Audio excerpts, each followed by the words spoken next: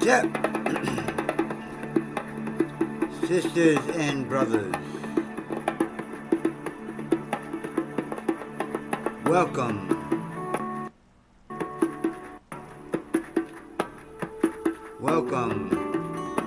to the house of divinity.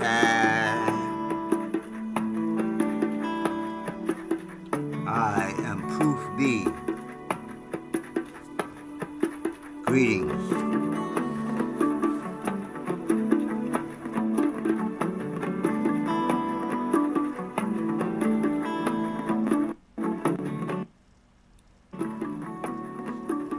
Okay, so the music in the background I'm playing because I was trying to get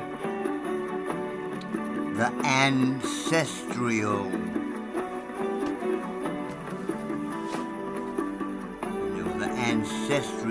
feeling going, but it keep cutting off. Anyway, it's playing now.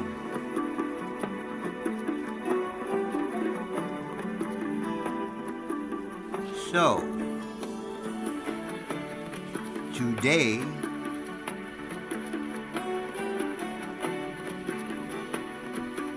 January 12th, 2025.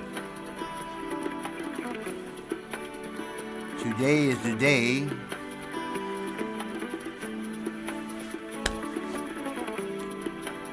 that my grandmother was born. Like most grandmothers back in the day, we called her Nana. This is my Nana. The tough one in the middle, or the tough looking one.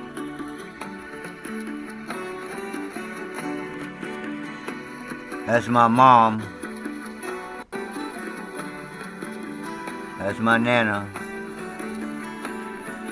And that's my sister, looking like a cross between the two. Mean and beautiful. With blonde ass hair, or wig. And that's my Nana when she got older. And that's my daughter, the only one who cares about me these days. And that's my nephew. Well, he cares about me too. He remembers stuff that I don't remember. You remember when you was teaching us? No. But it's cool that they remember.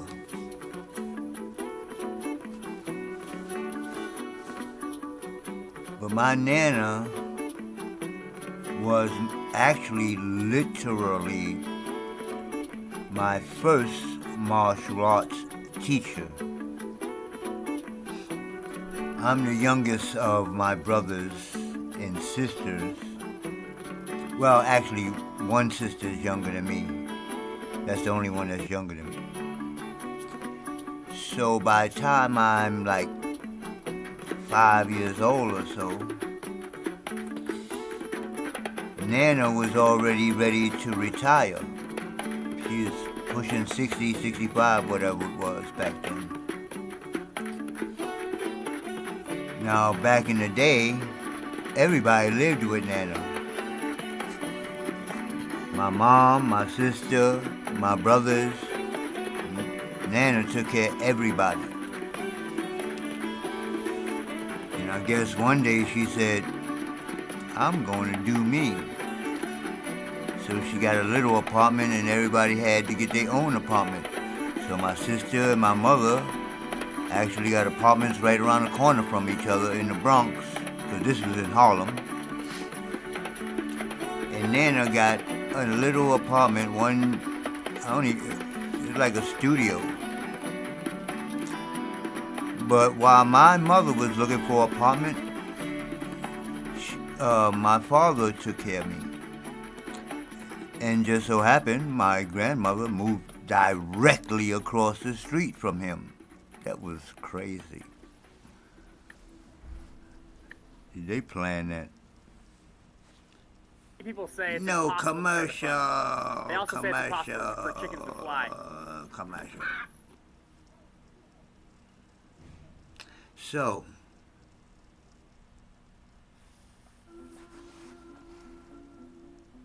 while I was living with my father, I could run right across the street, and my brother and we used to go hang out with my grandmother. It's like, I think about it now, it's like, she must have been kind of cool because we little children and we went over there to hang out. So, and she was fun because we go there and Nana liked wrestling. So we used to watch, literally, we used to watch, what's his name? The Rock. We used to watch his father back in the day, back in the 60s. And, Nana get like, we all be on the bed bouncing with her. And she like, and then after the wrestling match, she get up and she showed us a few things. Because me and my brother, we always was wrestling, and it was like a going joke in the family that, even though we wrestling all over the room, nobody heard us. We were so quiet wrestling, two boys. People used to trip out because we wasn't like blah, blah, blah, blah, banging all over the place, but we was wrestling. So what do I remember about Nana? Well, first of all, let's start from the beginning. Nana was born in 1902. 1902, way back in the day, 1902, January 12th, Charleston, South Carolina. Charleston. Now back then, what's funny, I just seen a movie, I believe the movie is named Daughters of the Dust. And it's literally about the time when my grandmother was a baby and, well, I guess I should start from the beginning. My grandmother's mother was Gula. Gula was the slave that was brought from Angola. They were brought to what's called the Sea Islands in the Carolinas, North Carolina, South Carolina, a little bit in Florida, etc. Now, the slave trade on these islands was kind of seasonal because come summertime, the slave master, they had to leave because the malaria and all these, well, mostly I think it was malaria, they couldn't handle it. So they just left the slaves there because those people from that region of Africa was used to malaria. This is where sickle cell anemia, don't believe me, check this out. We have what's called sickle cell anemia, and this is a result of malaria, blah, blah, blah. Anyway, so after a while, the slave masters just never came back. They was like, we out, this is too much. So they left all the islands to the people, the slaves that was there. So they just start living. And then after a while, like I said, I'd just seen a movie where some of the people, the Gula, started moving into the mainland, Charleston and in North Carolina and further north, New York or whatever. So I believe this is around the time my grandmother was born.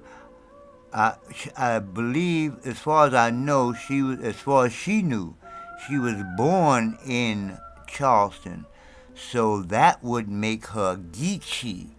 So the Gula was the people who stayed or was the first ones that moved to the islands, and then the first ones to start moving away from the islands for some reason were called Geechee. So now the nation is called Gula Geechee Nation of Gula Geechees. So, I remember my grandmother, Nana, used to get upset, and she has this accent. And when I was a child, I thought it was a West Indian, maybe Jamaican accent, and that's what I thought it was. It wasn't until years later, and I started investigating our martial arts from Angola.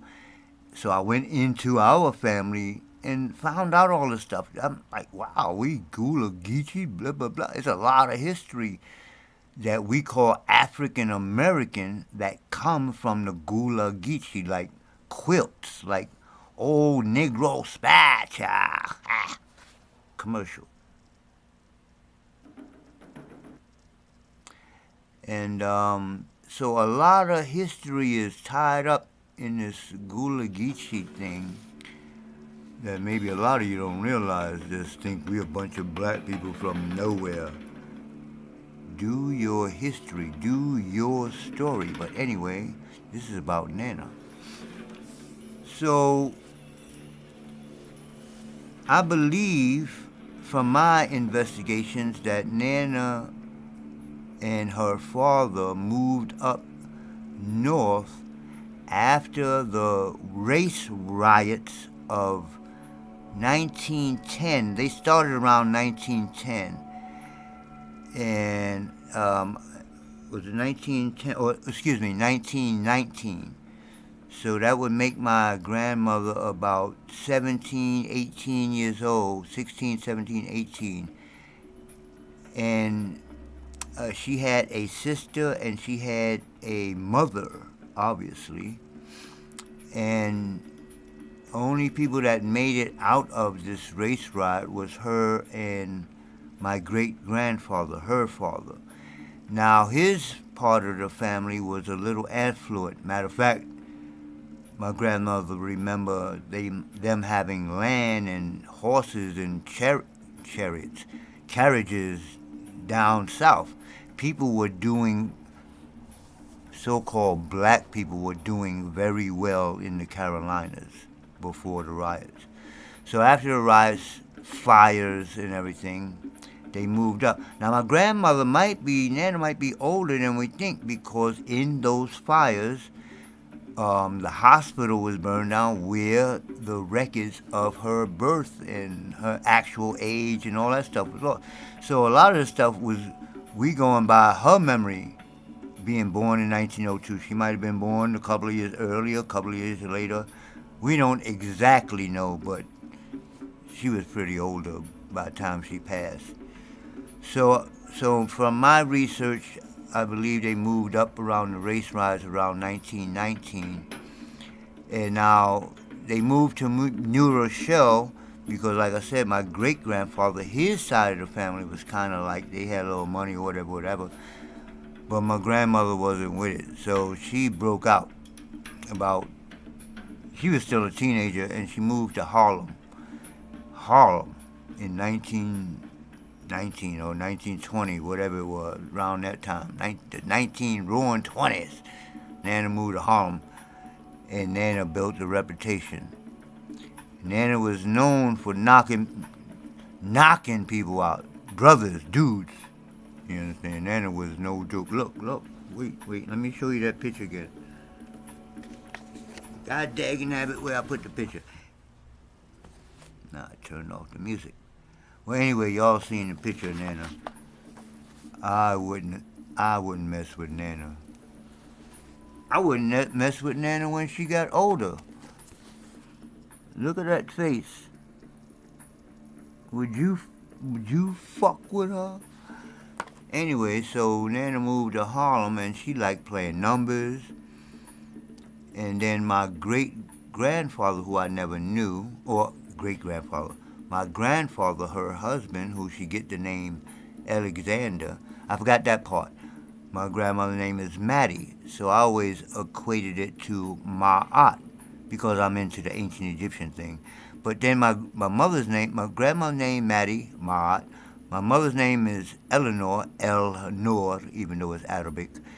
My father's name is Andrew, and which is a deity of ancient Egypt, and I can go on and on. But anyway, so Nana moved to Harlem, knocking brothers out, playing numbers. She never drank hard. She drank a little sherry, and I don't think she ever drank anything hard too much, you know. And that was about it. Um, she taught me what's called kicking and knocking. In the Carolinas, it was very simple, and I believe it was simplified from our systems that were brought from Angola. So in Brazil, they were able to develop a whole new style. But the slavery over here was a little different. You bent over all day um, before cotton, picking rice. Like it was the same thing. You got to bend over. You're not. Think about this. In Brazil and places in the Caribbean, they was growing sugar cane.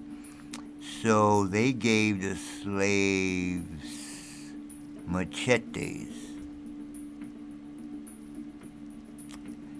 and then they got free. But over here, we was in cages. You was like this in a cage until it was time for you to work, and when you work, you bent over. I'm not going to get into the whole history. Okay, Nana. So Nana taught me kicking and knocking. It's basic stuff, you know. Kick 'em in the knee, kick 'em in the nuts, knock 'em in the head. And if you get knocked in the head by Nana hand, you know, she had a bat behind her front door. She had a bat and a machete. Now the bat, I think she brought from the Carolinas, but because it was man. If I had some of this stuff, this is like collector's items now. And the machete, I believe she got from her husband, who was from Cuba. So that's why my mother and sister are light-skinned women. So my why does he keep saying great? So my grandfather was Cuban. He was an escaped merchant marine from Cuba. They came over here on the ship. He escaped, moved to Harlem, became what you call him, a bootleg liquor guy, and that's all I know about him. So Nana had this bat and this machete behind her door. And I think she taught me a little bit about the machete because the Cubans have their own style of martial arts called Mambi, I believe, where they use the machete. Anyway, so I got to know Nana. Being the youngest, I got to be around her more than my older siblings because she was always working. She worked and retired from the railroad. But by the time I was coming up, that time, she was already retired. So I got to spend some time with her. We, got on the bed and bounced up and down looking at wrestling, and she showing me some punching and kicking, and that was Nana. And then when she was too old, I guess, to keep her apartment, my mother moved her up to the Bronx with us and took care of her until she passed. And she lived into her 90s. Well, man, if they knew what I know, this stuff that I teach that nobody wants to listen to, how to breathe, if she knew that, she died. She was pushing 99 at least. I think she made it to 99. She was born 1902. Count it up. But she passed from an impacted colon. In other words, by the time she moved up to the house with my mother and I, she pretty much was just laying in bed. But this is just before she passed. You can look at her and see she was still strong. But they didn't know. Keep on moving. They didn't know. Learn breathing. I didn't know it yet. So, and my mom the same thing. She pushed, got the 90s, and they just stopped moving. You want us to get commercial rich. I'm like. So that's it. I just wanted to make this kind of tribute to my Nana on her birthday. Hey, Nana. Because I don't know if y'all seen movies like Soul Food. They made movies like Soul Food about nanas, real grandmothers. A grandmother now is like 32. You understand? They don't know nothing about raising they got children and their children got children. Shit is fucked up now. I am so fortunate to have had a family, a grandmother, a mother, a sister, kinda. All that. And my children too, even though they don't like me, except that one. Anyway, happy birthday, Nana. Thank you for starting and keeping up on the family. Because I wouldn't be here without you. Duh. I'm out. Peace. Thank you, Nana.